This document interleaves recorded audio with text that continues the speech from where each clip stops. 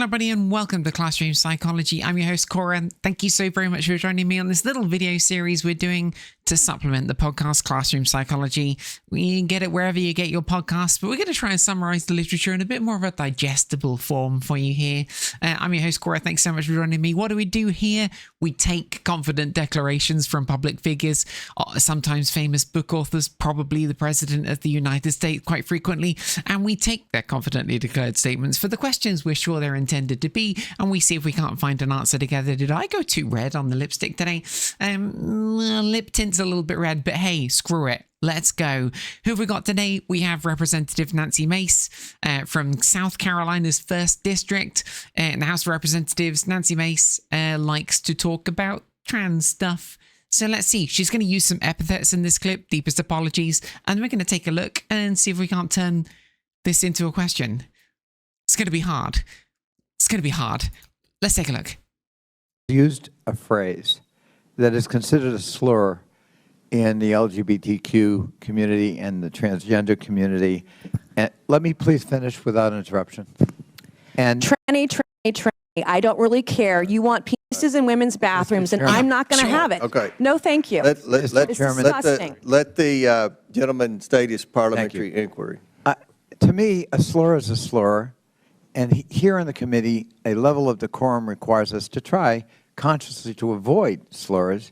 You just heard the gentlelady actually actively, robustly repeat it. And I would just ask the chairman that she be counseled that we ought not to be engaged. We can have debate and policy discussion without offending human beings who are our fellow citizens. And so I would ask, as a parliamentary inquiry, whether the use of that phrase is not, in fact, a violation of the decorum rules. Mr. Chairman, I'm not going to be counseled by a man over men and women's spaces or men who have mental health issues dressing as women. I'm not being counseled by some guy. My inquiry is to the this. chairman, Okay. Mr. Chairman. Order. The inquiry is about decorum. Decorum is at the discretion of the chair. That's I will be mansplaining, honest, Mr. Chairman. with the ranking member. I'm not up to date on my politically correct LGBTQ terminology. We'll look into that and get back with you on that. I don't know what's offensive and what's not. I'm not. Fine. Oh I my don't goodness, know much. I'm not having it. All right. Okay. Listen, this one's difficult, isn't it? Right? This one's hard.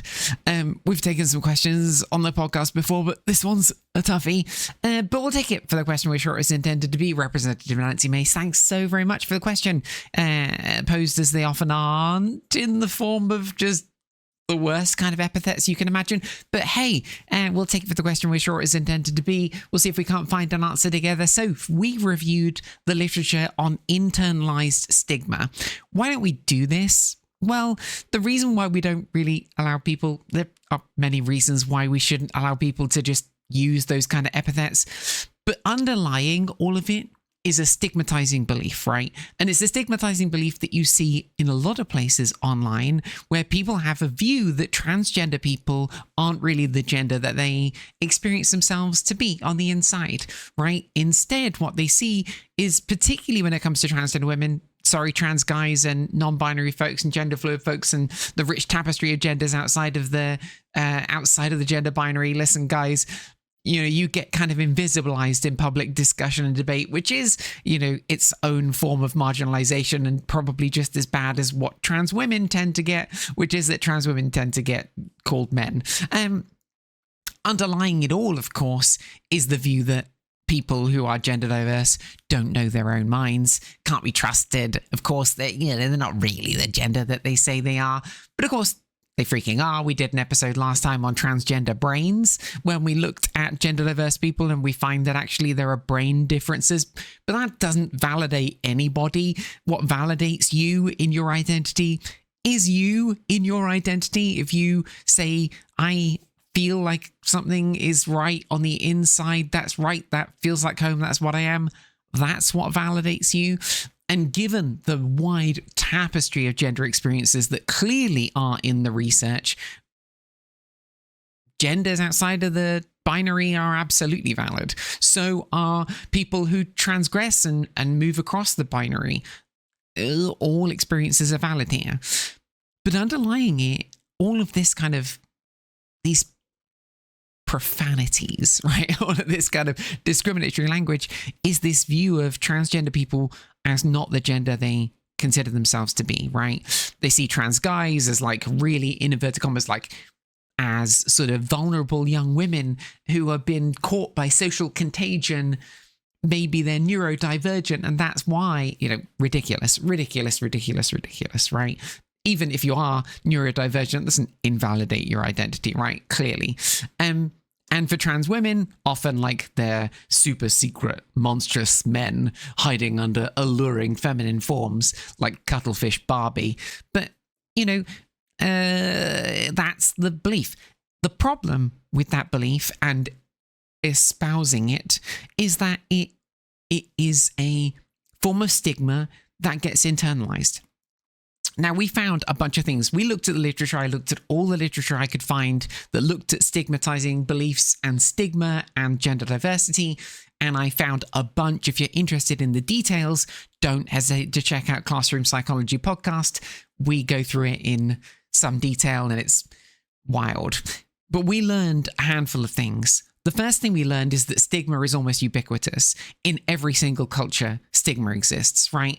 There's a cool systematic review that looks at stigmatizing beliefs and views and prejudice and discrimination, and they brought together like 44 different studies. It's across like a bunch of different countries, often English-speaking Western countries. So I took a look at the literature that wasn't so Western. We found a bunch from provinces in China to Southeast Asian countries, to Eastern European countries, to Pacific Island countries.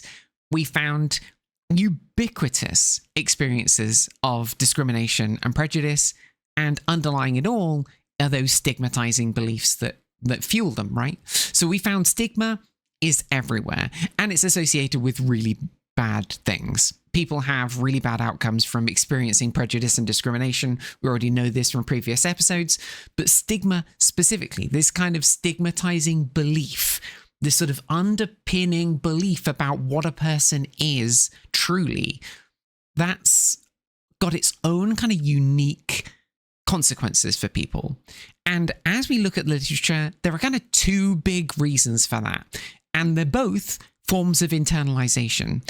So the first big reason that stigmatizing beliefs and telling people that they're not really the gender they feel like they are on the inside, the gender they clearly are, telling people that they are something else, like telling people that either they're a danger to women or that they're not really the gender they are, all of this stuff, what it does is it creates this context where people feel like they have and can and do internalize that experience in two big ways. The first is that they internalize the view that the world thinks of them that way, right? And so they start to hide from the world. They do less. Like they go out in the world less. They contribute less. They participate less. They hide. They don't talk to people. They're anticipating the negative reactions even before they've met them. And that is pretty freaking awful. The other way that people internalize stigma is through the proper full-on internalization of stigma and how you see yourself starting to be shaped by the funhouse mirrors of stigmatizing beliefs. So if you see enough that people think of you not as the gender you see yourself to be, then you start to have that change how you see yourself on the inside. Dysphoria becomes easier.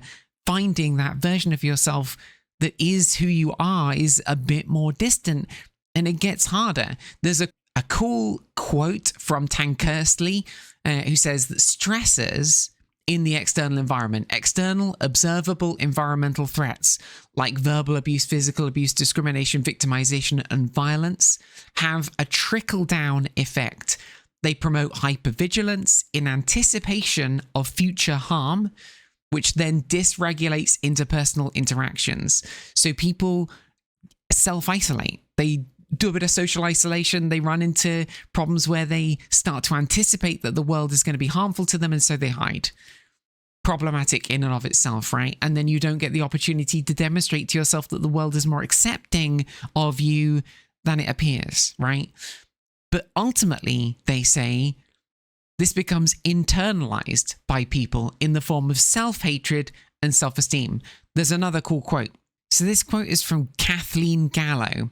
She writes in first person about her own experience of self-stigma in response to what she describes as her own mental illness. She says this: I perceive myself quite accurately, unfortunately, as having serious mental illness, and therefore as having been relegated to what I called the social garbage heap. I tortured myself with the persistent and repetitive thought that people I would encounter, even total strangers, did not like me and wished that mentally ill people like me did not exist. Thus, I will do things such as standing away from others at bus stops and hiding and cringing in the far corners of subway cars. Thinking of myself as garbage, I would even leave the sidewalk in what I thought of as exhibiting the proper deference to those above me in social class. The latter group, of course, included all other human beings. Gallo is talking about two things there, right? The external fear of what people will say, the anticipation of harm, the anticipation that people she has never met yet won't like her simply because of who she is. And then also the internalization of that, so that she sees herself as less than. On the inside, she describes herself as a garbage person. That's internalized stigma.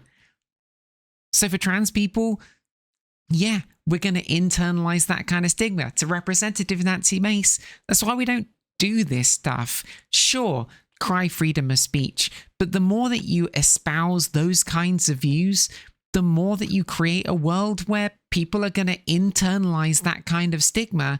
They're going to feel bad about themselves. They're going to anticipate harm. They're going to isolate more frequently, and they're going to hide, and they're going to feel bad. Why would you do something that could harm people like this? You know? Why would you do this? Why would you do it? Why? Why, Representative Mace? Why? Why would you do this? Why?